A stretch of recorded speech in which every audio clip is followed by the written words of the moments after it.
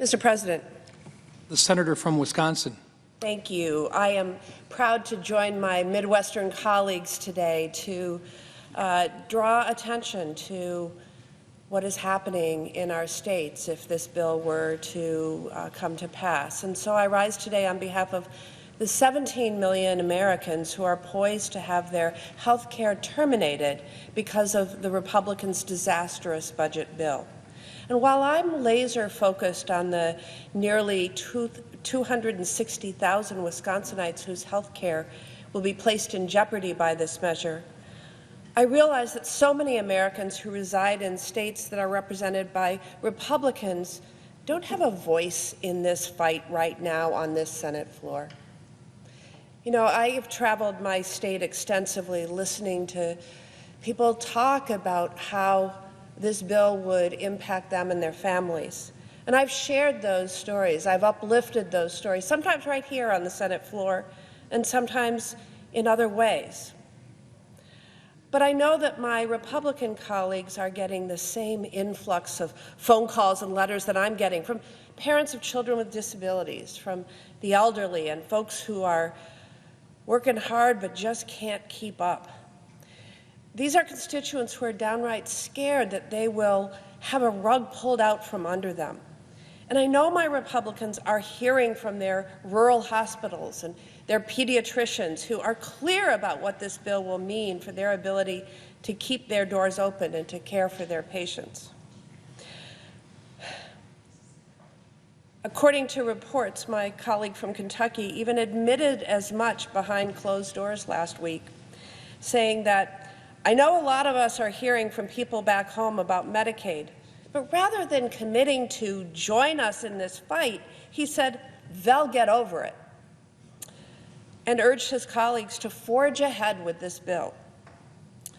Well, if my Republican colleagues won't fight for these Americans, I think it's well past time that some of us do. And that is why I'm proud to be standing with my Midwestern Democratic colleagues to do and say something about it. I'm here to stand up for the over 500,000 Midwestern Americans in Iowa, Kansas, Missouri, Nebraska, the Dakotas, whose health care is on the chopping block if Republicans jam through this terrible budget bill. In just those 6 states alone, over 340,000 Americans will lose their Affordable Care Act coverage, and over 225,000 Americans will be kicked off Medicaid if the Republicans get their bill and their way. In Iowa, over 100,000 Americans' care could be on the chopping block, including over 58,000 Americans whose families rely on Medicaid.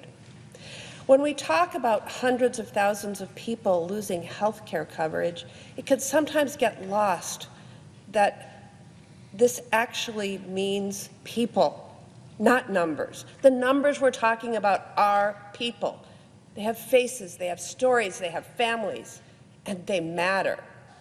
Take Patrick Kearns, a registered nurse in Iowa City at the VA Medical Center and father of 2 adult children with disabilities. He told the Des Moines Register, "My children are not scamming a system. The idea that they're somehow gaming the system at the detriment to the rest of society, especially when people like Elon Musk are using words like parasite to describe my children? Anger doesn't quite encompass how I feel," he continued.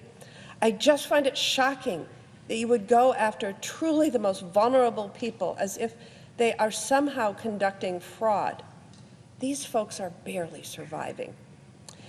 In Kansas, where nearly 90,000 Americans' health coverage is at risk, including 18,000 Kansans on Medicaid, Kathy and Jacob shared the story of their adopted sister, Maria, who suffered a traumatic brain injury at just 7 weeks old. Because of Medicaid, the family could afford at-home nursing services before their sister passed away in 2024. Jacob told the Kansas Reflector, "This is not right or left. This is truly a human right. Yes, we want to get rid of fraud, people using the support that's not fraud, that's called helping people live the best life in the most respectful and dignified way possible. In Missouri, 250,000 Americans' care is on the chopping block, including over 100,000 with Medicaid. In the suburb of St. Louis, Sandra told the Kaiser Family Foundation Health News that she worries about her 24-year-old daughter, Sarah, and the 24-hour care she needs, including in-home nursing. Sandra said, "I really and truly don't know what I would do if we lost the Medicaid home care. I have no plan whatsoever. It is not sustainable for anyone to do infinite 24-hour care without dire physical health, mental health, and financial consequences, especially as we parents get into our elder years." In Nebraska, 74,000 people could lose coverage, including 26,000 Americans on Medicaid. Dr. Ann Anderson Berry, who works at the Children's Hospital in Omaha, Nebraska, told Nebraska Public Media that these cuts would greatly harm those in Nebraska's rural communities. According to Dr. Anderson Berry, this is not just a health care issue. It's a workforce issue, an education issue, and economic issues. Communities without access to safe childbirth cannot attract or retain young families. They struggle to grow and they suffer generational consequences. Nebraska simply deserves better. Our rural families deserve better. Cutting Medicaid may save money on a spreadsheet, but it will cost lives in real communities and put the expensive burden of care back on our communities. In South Dakota, 31,000 Americans' insurance is at risk under this bill, including 12,000 Americans on Medicaid. Retired family physician Tom Dean from Wessington Springs shared his concerns about what the cuts to Medicaid will mean for nursing homes and the health of moms and babies. He told the South Dakota Searchlight, "I'm really frightened about the impact it will have on nursing homes. Medicaid is a major payer for prenatal, delivery, and postpartum care, and that's a major concern, especially in rural areas." I know that my Republican colleagues are hearing these stories from their constituents, and we need to make sure that they can't ignore them. These stories and the people behind them make all the difference in this fight to protect Medicaid.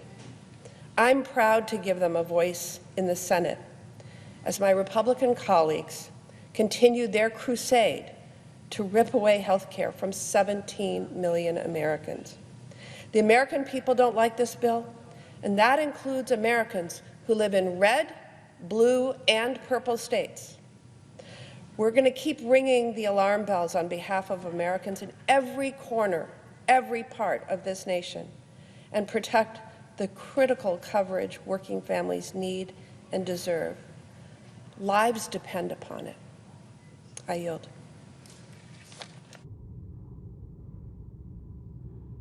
Mr. President,